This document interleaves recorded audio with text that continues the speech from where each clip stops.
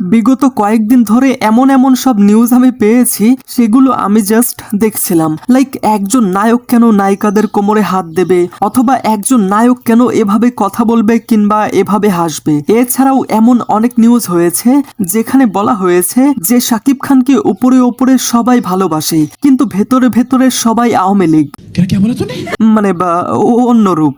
হারামজাদা হইছস, মাগার বিশ্ব হারামি হইবার পারস নাই।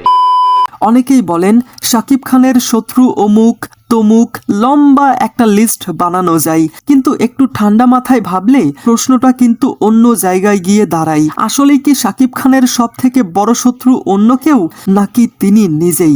দেখুন, 2 দশকেরও বেশি সময় ধরে এই মানুষটা বাংলাদেশের সিনেমাকে একা কাঁধে টেনে নিয়ে গেছেন। অসংখ্য হিট, জনপ্রিয়তা, স্টারডম সবকিছুই তার আছে, কিন্তু এই দীর্ঘ ক্যারিয়ারের মাঝেও একটা জিনিস বারবার চোখে পড়ে, তিনি এখনো ঠিক করে মানুষই চিনতে পারেন না।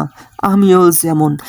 কে সত্যি পাশে থাকে আর কে শুধুই নিজের স্বার্থে তার পাশে পাশে ঘোরে, এই পার্থক্যটা বরাবরই তিনি ভুল করেন, এটা তো আমরা জানি। তার আশেপাশে এমন একটা বৃত্ত তৈরি হয়েছে যেখানে সত্য কথা বলার লোক কম এবং উপরে উপরে ভালো কথা বলার লোক বেশি। লাইক ভুল করলে কেউ ধরিয়ে দেয় না, বরং সেই ভুলকেই ঠিক বলে প্রশংসা করা হয়। এর ফলে তিনি ধীরে ধীরে একটা ফেক কমফোর্ট জোনের ভেতরে চলে গেছেন, যেখানে বাস্তবের কঠিন কথাগুলো তার কাছে যেন পৌঁছায় না। অন্যদিকে যারা সত্যিই তাকে ভালোবাসে, সেই সাকিবিয়ানরা যারা সাধারণ দর্শক, তাদের কথা অনেক সময়ই তার কাছে পৌঁছায় না, কেননা মাঝখানে একটা দেওয়াল তৈরি হয়ে গেছে। সঠিক বলেছেন। ওকে, তো এখন আসি সব থেকে গুরুত্বপূর্ণ কথাই। বলেন। ধরা যাক কোনো একদিন রাগে, অভিমানে কিংবা জেদে যদি শাকিব খান বাংলা সিনেমা থেকে নিজেকে সরিয়ে নেন, তাহলে কি হবে?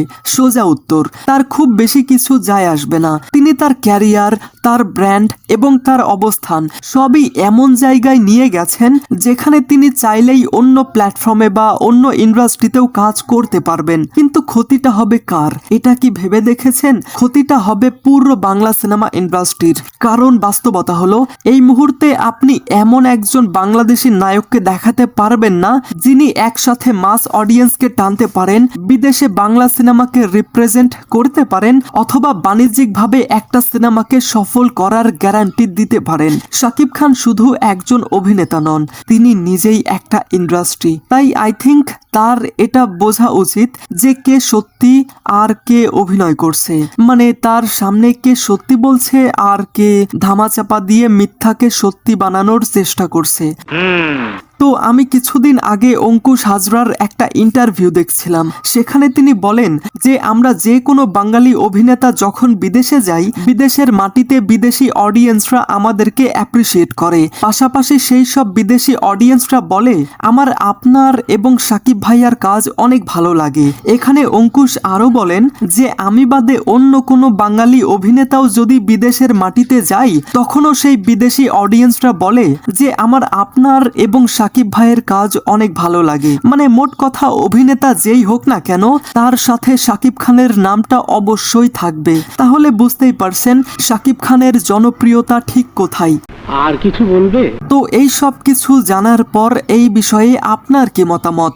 আপনাদের যে কোনো মতামত অবশ্যই কমেন্টে জানাবেন। ঠিক আছে। Thanks for watching guys.